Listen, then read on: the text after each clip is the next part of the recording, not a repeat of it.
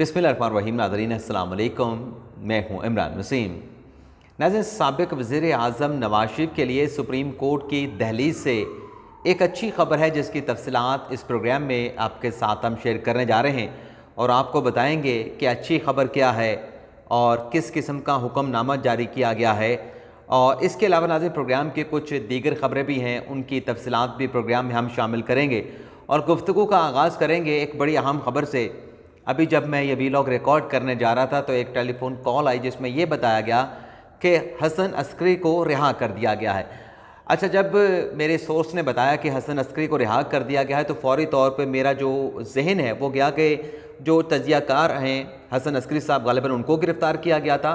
तो मैंने उनसे सवाल पूछा कि क्या आप तजियाकार हसन अस्करी की बात कर रहे हैं, उन्हें क्यों गिरफ़्तार किया गया था, किस जुर्म में गिरफ़्तार किया गया, तो अब उनकी रिहाई कैसे हुई। तो फिर मुझे मेरे सोर्स ने बताया कि हसन अस्करी वो तजियाकार नहीं बल्कि जो मेहंदी अस्करी के बेटे थे जिन्होंने 2019 में साबिक जो आर्मी चीफ थे उनकी एक्सटेंशन के हवाले से जो एक लेटर लिखा था, उस लेटर के ऊपर उन्हें बगावत पर उकसाने, इदारे में इंसाइटमेंट फैलाने के इल्ज़ाम के ऊपर जो है गिरफ़्तार किया गया था और 5 साल की उन्हें सज़ा जो है वो फ़ौजी अदालत से हुई थी। लेकिन हसन अस्करी के अच्छे कंडक्ट को देखते हुए उन्हें रिहा करने का जो है वो आर्मी चीफ आसिम मुनीर शाह साहब ने फैसला सादिर कर दिया है। अच्छे कंडक्ट के ऊपर उनकी रिहाई हुई है, लेकिन जो सज़ा है, जो जुर्म है वो बरकरार रखा गया है। और ये नाज़रीन नॉर्मली होता है कि अगर आपका डिटेंशन में, हिरासत में, आप जेल में हैं। अच्छा, बहुत सारे दोस्त इस बात पे भी एतराज़ उठा देते हैं कि आपने एक ही बात 3 बार क्यों कही। हिरासत आपने कह दिया, डिटेंशन आपने कह दी, गिरफ्तारी आपने कह दी, तो बाज़ ऐसे अनइंटेंशनली भी हो जाता है। तो लेकिन बहरहाल आज हसन अस्करी साहब जो कि मेहंदी अस्करी के साहबजादे थे, उन्हें जो है वो रिहा कर दिया गया है। तो एक अच्छी खबर है उनके लिए, हसन अस्करी के लिए, उनके वालिद के लिए और उनके ख़ानदान के लिए। अब आ जाते हैं नाज़रीन, एक सीनियर प्यूनी जज जो कि आइंदा के चीफ जस्टिस हैं, उनके खिलाफ रेफरेंस जो है वो सुप्रीम जुडिशल काउंसिल में भिजवा दिया गया है। इस रेफरेंस में नाज़रीन अब ये किन के खिलाफ है, उनका नाम भी बताएंगे, किसने दायर किया उनका नाम भी बताएंगे। लेकिन आज इसमें इल्ज़ाम लगाया गया है मिसकंडक्ट का। ना सिर्फ मिसकंडक्ट का इल्ज़ाम लगाया गया बल्कि इसमें आमदन से ज़ायद असासाजात का भी सीनियर प्यूनी जज के ऊपर इल्ज़ाम लगाया गया। यानी दूसरे लफ्ज़ों में कह सकते हैं कि जिसने ये कंप्लेंट फ़ाइल की है। कंप्लेंट और रेफरेंस में नाज़रीन फ़र्क यह होता है कि अगर सदर मुमलिकत किसी जज के खिलाफ सुप्रीम जुडिशल काउंसिल में कोई चीज़ भेजते हैं कि इस पर प्रोब किया जाए, सुप्रीम जुडिशल काउंसिल इस मामले को देखे, उसको रेफरेंस कहा जाता है। लेकिन अगर किसी आम शहरी की तरफ से किसी जज के खिलाफ सुप्रीम जुडिशल काउंसिल में कोई दरख्वास्त आती है, कोई मवाद भेजा जाता है, उसको कंप्लेंट कहा जाता है।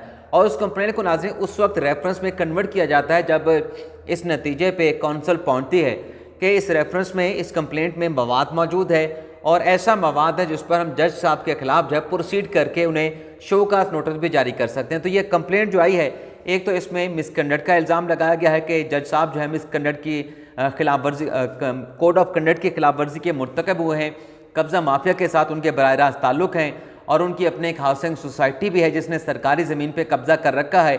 इनके आमदन और उनके असासाजात में ज़मीन आसमान का फ़र्क है। 18 करोड़ के इनके मुकम्मल मजमूई तौर पे असासे हैं, लेकिन डॉक्यूमेंट्स में इन्होंने 5 से 6 करोड़ के असासे ज़ाहिर कर रखे हैं। और आगे चल के कहा गया है इन जज साहब के खिलाफ प्रोसीड करके इन्हें ओहदे से हटाया जाए।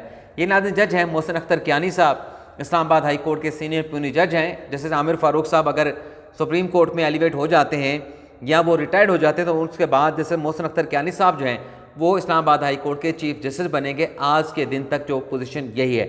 अब आगे क्या होगा नाज़रीन, रेफरेंस तो दायर कर दिया गया है। अब अच्छा, इसकी भी कोई कन्फर्मेशन नहीं, ये रेफरेंस हमें मिल गया है सोर्सेज से, लेकिन इसकी कन्फर्मेशन क्योंकि सुप्रीम जुडिशल काउंसिल में जो चीज़ें आती हैं वो बड़ी ही इस अंदाज से रखी जाती हैं कि वो अनफोल्ड होना, उसका पता चलना या कन्फर्मेशन करना फौरी तौर पे नामुमकिन हो जाता है, मुश्किल नज़र आती है। तो ये रेफरेंस आप कह सकते हैं कि ये कंप्लेंट जो है ये मुरतब की गई है, ड्राफ्ट की गई है और कहा जा रहा है, इतलात आ रही हैं कि ये सुप्रीम जुडिशल काउंसिल को ये कंप्लेंट जो है भिजवा दी गई है। आगे क्या होगा, अब जो सेक्रेटरी हैं सुप्रीम जुडिशल काउंसिल के वो इस कंप्लेंट का जायज़ा लेंगे। जो कंप्लेंट है मुर्तज़ा कुरैशी जिनका खैबर पख्तूनख्वा से ताल्लुक़ है, उनका एफिडेविट मंगवाएंगे, उनके कवायद मांगेंगे, उनका एड्रेस मांगेंगे। पूरी तस्दीक करने के बाद अगर इसमें सब्सटेंस हुआ तो फिर चेयरमैन साहब को ये मामला भेजा जाएगा, चीफ जस्टिस उमरता बंदयाल साहब को। वो फिर ये कंप्लेंट जो है किसी जज साहब को रिकमेंड कर देंगे, रेफ़र कर देंगे, फिर वो खुद इसका जायज़ा लें। और जब जज साहब इसका जायज़ा लेंगे, जो सुप्रीम जुडिशल काउंसिल के 2 अपना मेंबर हैं, काजी फायज इसा साहब और जस्टिस सरदार तारिक मसूद साहब, उन्होंने भी अगर रिकमेंड कर दिया कि इसमें ऐसा मवाद है, ऐसी कड़ियाँ हैं कि जज साहब के खिलाफ प्रोसीड होना चाहिए, तो फिर ये मामला आगे बढ़ सकता है। अब ये प्रोसीड होता है नहीं होता, कतई नज़र इस बात की गहराई में जाए बगैर, डेप्थ में जाए बगैर, ये नाज़िम बातें ज़रूर हो रही हैं कि ये जो रेफरेंस आया है मोहसिन अख्तर कियानी साहब के ख़िलाफ़, ये एक किस्म का उन्हें पैगाम दिया गया है। और पैगाम कहा जा रहा है कि जो टेरियन केस में जो उनका फ़ैसला है इमरान खान के हक़ में, ग़ालिबन उस हवाले से पैगाम दिया गया है। अब हकीकत क्या है, सदाकत क्या है, सच्चाई क्या है, लेकिन ये बातें की जा रही हैं। अगली खबर नाज़रीन, नवाज शरीफ के हवाले से जो अच्छी खबर है उसकी तफसीलात आपके साथ हम शेयर करते हैं, और उसके बाद जो इमरान खान साहब के लिए बुरी खबर है, जो एक इमरान खान साहब को अल्टीमेटम कह दें, डेडलाइन कह दें, या टाइमलाइन दे दी गई है, उस मामले की भी तफसीलात भी आपके साथ हम शेयर करेंगे। लेकिन सबसे पहले जो नवाज शरीफ के लिए सुप्रीम कोर्ट ऑफ पाकिस्तान की ये दहलीज़, ये सुप्रीम कोर्ट का नाज़रीन दरवाज़ा है, ये अंदर आप जाएँ तो अदालतें ही अदालतें, जहाँ पे इंसाफ जो है वो लोग हासिल करने के लिए आते हैं। अब कोई इस पर एतमाद करे या ना करे, लेकिन यही हमारी मुल्क की सबसे बड़ी अदालत है। सबसे बड़े बेहतरीन जजेस इसी सुप्रीम कोर्ट में होते हैं, जो यहाँ पे बैठ के केसेस को डिसाइड करते हैं। अब ज़ाहिर सी बात है कि अब इस तरह का माहौल बन गया है, सोशल मीडिया, नेशनल मीडिया के बेंच बनता है कि लोग पहले से बता देते हैं कि फ़ैसला क्या होने जा रहा है। बदकिस्मती से नाज़रीन ये नहीं होना चाहिए, लेकिन ये सब कुछ हो रहा है। लेकिन उसके बावजूद भी जो कुछ हो रहा है, यही हमारी सुप्रीम कोर्ट है, यही हमारे जजेस हैं, इन्होंने फ़ैसला करना है जब तक ये अपने ओहदों पे मौजूद है, चाहे आप इख्तलाफ करें, चाहे आप एग्री करें। इख्तलाफ हमारा भी हो सकता है, आपका भी हो सकता है। अब आ जाते हैं जो ख़बर आपके साथ हम शेयर करने जा रहे हैं। नाज़रीन, पनामा का केस तो नवाज शरीफ के ख़िलाफ़ डिसाइड हो गया, ताहयात उन्हें नाअहल भी कर दिया गया। अब उसमें मुख्तलिफ़ दरख्वास्तें आई थी, एक इमरान खान साहब लेके आए थे, शेख रशीद साहब लेके आए थे, और एक दरख्वास्त जो है वो जमात इस्लामी लेके आई थी। अब जमात इस्लामी की जो दरख्वास्त थी वो नहीं सुनी गई, उसको अलग कर दिया गया था। आखिरी जो पिछले हफ्ते, गुज़िश्ता हफ्ते जो जमात इस्लामी की दरख्वास्त थी उस पर समाअत हुई। उसमें नाज़रीन समाअत के दौरान जस्टिस सरदार तारिक मसूद साहब ने बड़े ही अहम रिमार्क्स दिए, बल्कि ऐसे रिमार्क्स थे जिसने उस पनामा फ़ैसले की जो जजमेंट है उस पर सवालात खड़े हो गए उनके रिमार्क्स से बाद। अब वो तमाम ज़बानी रिमार्क्स थे, जिसे बहुत सारे हमारे दोस्त कहते हैं कि हवा में फ़ायर देना, क्या रिटन में भी सब कुछ आएगा। तो अब उस समाअत का, जमात इस्लामी की पटिशन के वजह समाअत है, उसका तहरीरी हुक्मनामा जारी कर दिया गया है, और जो तमाम उसमें रिमार्क्स आए थे, जो ऑर्डर आया है, उसमें वो चीज़ें बड़े ही बेहतरीन अंदाज में कलम बंद कर दी गई हैं। अब ये जो नाज़रीन 2 सफ़ात का हुक्मनामा है, सरदार तारिक मसूद साहब ने नाम लिखा है कि ये उनकी तरफ से तहरीर करदा है। अब इसमें क्या लिखा गया है हुक्मनामे में नाज़रीन, पहला पैराग्राफ तो अपना एडवोकेट तारिक असद साहब के हवाले से है कि उन्होंने भी सुप्रीम कोर्ट से पनामा स्कैंडल के हवाले से रजू किया था, लेकिन आज जब इस केस को टेकअप किया गया तो बताया गया अदालत को कि वो इंतकाल कर चुके हैं और उनकी तरफ से कोई उनका लीगल हेयर भी पेश नहीं हो, तो लिहाजा अदम पैरवी के ऊपर इस दरख्वास्त को खारिज किया जाता है।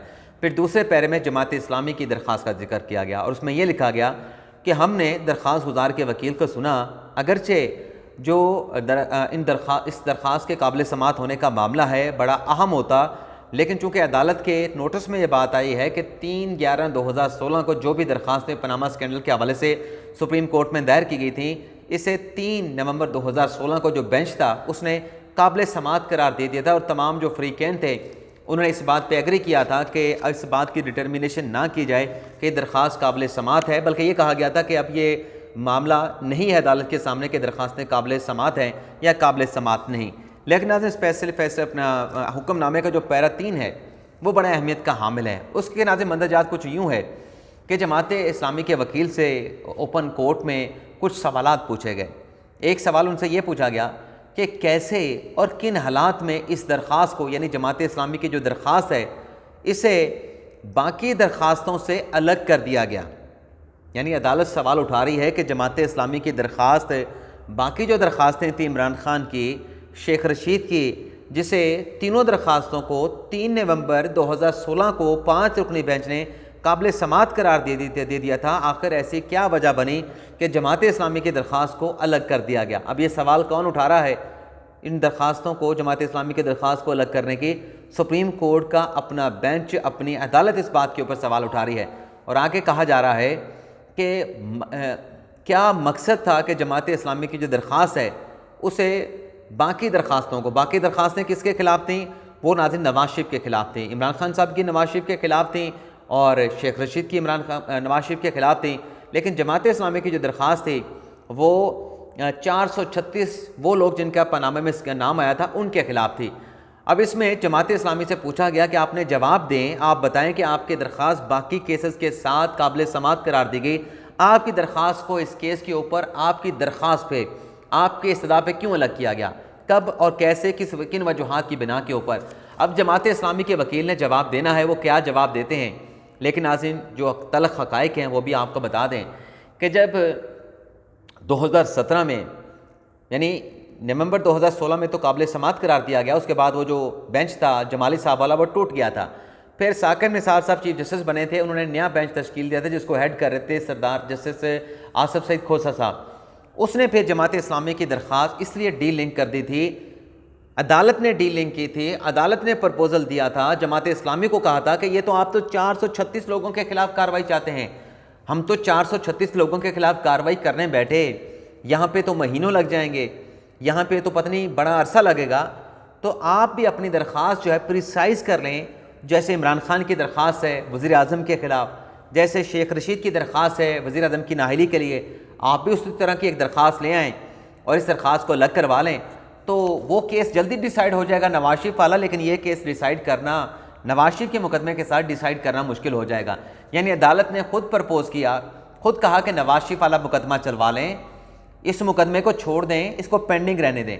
तो फिर जमात इस्लामी ने एक और दरख्वास्त सिर्फ नवाज शरीफ के हवाले से दायर की कि पनामा के स्कैंडल में उसको नाहल किया जाए, और ये दरख्वास्त जो है इसको पेंडिंग करवा लिया गया। अब देखते हैं, ये तो हक़ाइक़ अदालत में बताए गए थे, इसी चीज़ के ऊपर इस केस को डीलिंग किया गया था। अब देखना ही होगा कि आइंदा समाअत जो इस केस की है 1 माह के बाद होनी है, उसमें अब जमात इस्लामी का वकील अदालत को क्या यही हकीकत बताता है जो हमने खुद विटनेस की थी, या कुछ और कोई डिप्लोमेटिक किस्म का जवाब जो है वो अदालत के सामने रखा जाता है। आगे चल के नाज़रीन हुक्मनामे में कहा गया है कि ये जो जमात इस्लामी की दरख्वास्त है ये तो इमरान खान और शेख रशीद की दरख्वास्त से बहुत पहले दायर की गई थी, बाकी दरख्वास्तें तो बाद में आई थी, चाहे वो इमरान खान की थी या शेख रशीद की थी, और उन दरख्वास्तों के ऊपर तो 5 रुकनी लार्जर बेंच ने केस डिसाइड भी कर दिया। आगे चल के कुछ सवालात और भी फ्रेज किए गए हैं। एक ये पूछा गया जमात इस्लामी के वकील से कि क्या ये मामला, ये जो 436 लोगों के ख़िलाफ़ आप कमीशन बनाना चाहते हैं, क्या यह इनकम टैक्स कानून में कवर नहीं होता? क्या टैक्स के मामलात FBI के ऑफिसर के दायरा अख्तियार में नहीं आते? क्या स्टेट बैंक ऑफ पाकिस्तान और जो फॉरेन एक्सचेंज का जो मैनुअल है, क्या वो इन मामला से मुतल्लिका नहीं जहाँ पैसा पाकिस्तान से बाहर भेजा जाए और वहाँ पे प्रॉपर्टीज़ खरीदी जाएँ? क्या स्टेट बैंक ऑफ पाकिस्तान, ये जमात इस्लामी से पूछा जा रहा है, लेकिन इसका इम्पैक्ट जो है वो पूरे केस पे पड़ेगा, नवाज शरीफ वाले केस पे भी पड़ेगा। कैसे, उस पर अभी बात करते हैं।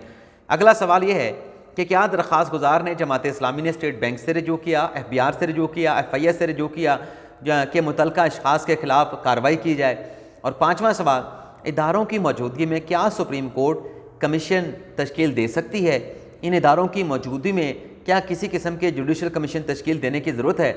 इस नुक्ते पर नाज़रीन अगर अदालत इस फैसले पे पहुँची, इस नतीजे पे पहुँची कि इदारों की मौजूदगी में कमीशन बनाने की ज़रूरत नहीं, तो फिर ये सवाल भी आएगा कि क्या इदारों की मौजूदगी में वक्त के वज़ीर आज़म को फ़ारिग करने के लिए GIT बनाने की ज़रूरत थी?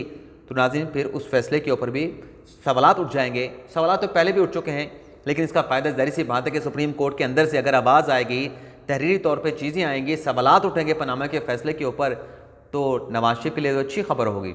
चाहे उनकी नाली ख़त्म ना हो, लेकिन उन्हें भी खुल के खेलने का, खुल के बोलने का मौका मिलेगा कि देखिए अब मैं नहीं कह रहा, अब मेरी बात पे ये यकीन ना करें, सुप्रीम कोर्ट के जजेस कह रहे हैं। सुप्रीम कोर्ट की अंदर से आवाज़ आ रही है कि पनामा का फ़ैसला क्या था, एकामा पे कैसे नाहल किया गया। आगे नाज़रीन कहा गया है इस फैसले में जब सवाल पूछा गया जमात इस्लामी की अगर कमीशन बन जाए तो जो मुतल्लिका इदारे हैं, स्टेट बैंक है, FBR है, FI है, क्या उनका काम मुतासर ना होगा? 436 अफराद के ख़िलाफ़ अगर कमीशन बनाना है तो क्या उनको नोटिस जारी किए बगैर कमीशन तश्कील दिया जा सकता है? यहाँ पर भी नाज़रीन फिर सवाल उठेगा कि 436 लोगों को तो आप नोटिस किए बगैर कमीशन की तश्कील का सवाल पूछते हैं, लेकिन अगर नवाज शरीफ का केस अलग करके क्या अलग हो सकता है? ये बड़ा अहम सवाल है। 436 लोगों से क्या नवाज शरीफ का केस अलग हो सकता है? ये भी नाज़रीन बड़ा अहम सवाल है। अब जल्दी से आ जाते हैं कि अच्छा, इन सवालों पे जवाब जो है वो 1 माह के अंदर मांगे गए हैं। अब आ जाते हैं जो इमरान खान साहब के लिए बुरी खबर है। 15 मिनट गालिबन पहले हो चुके हैं। अब मैंने कहाँ पे रेपिटेशन की, कहाँ पे वक्त ज़ाया किया, अदालत की चीज़ें, लेकिन बहरहाल कंक्लूड करते हैं।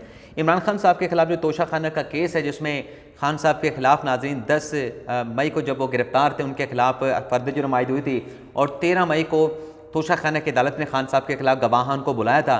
लेकिन फिर नाज़रीन ये हुआ कि 11 मई को सुप्रीम कोर्ट ने इमरान खान साहब को रिहा कर दिया, और 12 मई को जब खान साहब इस्लामाबाद हाई कोर्ट में पेश हुए तो तोशा खाना की जो कार्रवाई, जो गवाहान को 13 मई को बुलाया गया था, एक दिन पहले अदालत ने 8 मई तक रोक दी थी। वो जो दरखास्तें इस्लामाबाद हाई कोर्ट इमरान खान साहब लेके गए थे, उन दरखास्तों पर आज समाअत हुई। ख्वाजा हारिस साहब ने कहा कि मेरी कुछ दरखास्तें सुप्रीम कोर्ट में समाअत के लिए मुकर्रर हो गई हैं, तो लिहाजा इस केस को आज मुलतवी कर दें।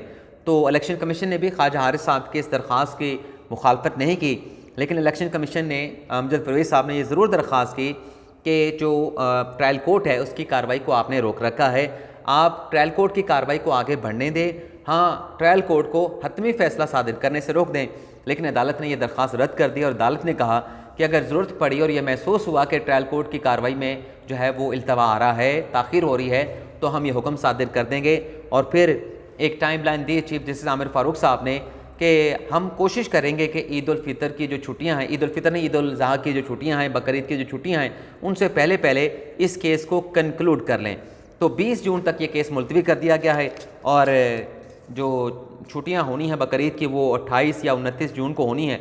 तो अगर जून से पहले ये केस डिसाइड हो गया तो इसका मतलब ये है कि बकरीद के बाद खान साहब के खिलाफ ये केस जो है दोबारा से इस पर रोज़ाना की बुनियाद के ऊपर जो है वो अदालती कार्रवाई का आगाज़ हो जाएगा। अगर खान साहब के हक़ में फ़ैसला ना आया, उनके खिलाफ दरखास्तों को जो है वो रद्द कर दिया गया। इजाज़त चाहते हैं नाज़रीन, अल्लाह।